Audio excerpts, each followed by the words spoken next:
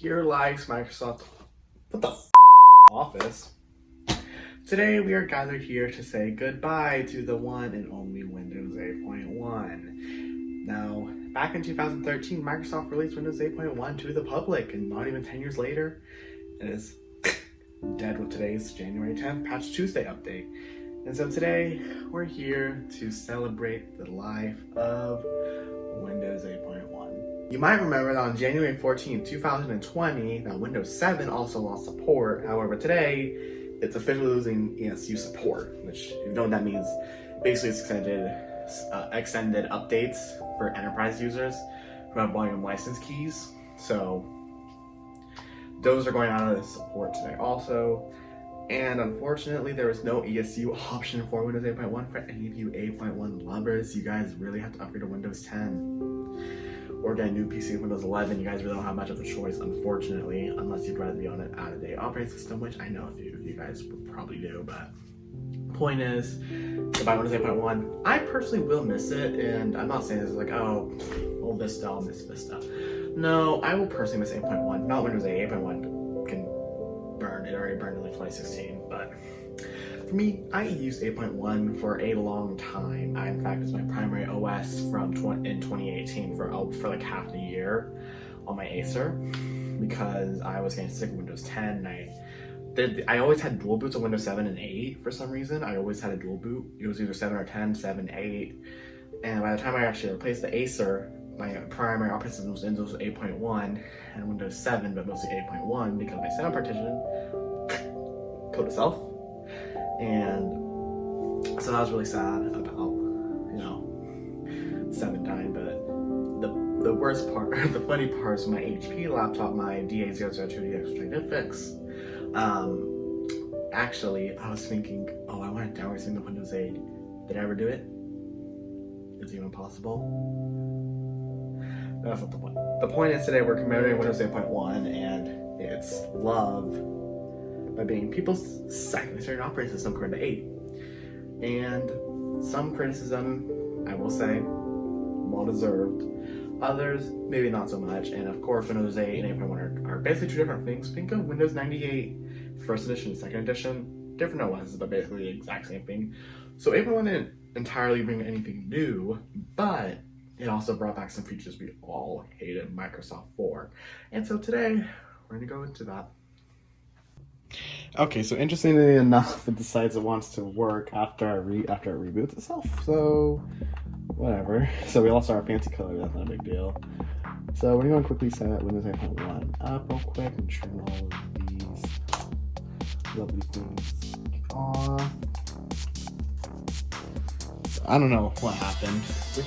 We're gonna fail, and now we're gonna find you. So, and there's small difference mine, but that's okay. That's Windows. You have the infamous high screen, which was introduced back in Windows 8.0. It is still here today in Windows 11. Basically, you can just see some fancy things on how to use your new computer. And I don't think Windows 8.1 has this. Basically, it talked about the Charms menu, apps from the store, which unfortunately you can no longer get, believe it or not. And Windows 8.1 before had this going out of support message on the screen, which I'll show right now. Exactly how Windows 7 and XP had one. However, after they went and added support of Windows 7, they updated the message, and now it says that the store will be shut down very soon. You can't even download any new apps or old apps. The only thing you'll get is just updates until June, which is very unfortunate, but not like people use the Microsoft Store or the Windows Store often anyway. It's not even usable.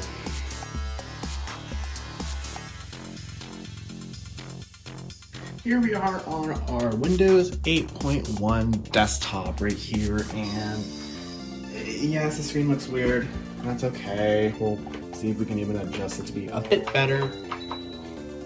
No, we can't. Okay, that's fine. So here we go. And a lot of things people did not like was the start screen, which I don't blame them. No one likes the start screen. And this is one thing that was new, is the Metro UI. So this is the Metro UI, so the Metro version of Windows, I to call it. We got full screen app, so like you have two versions of IE. You got a full screen and then a single screen right here. This isn't like exactly the earliest copy of 8.1, but it is still somewhat an early copy. It's still an IE 10 though, or 11, so it's something.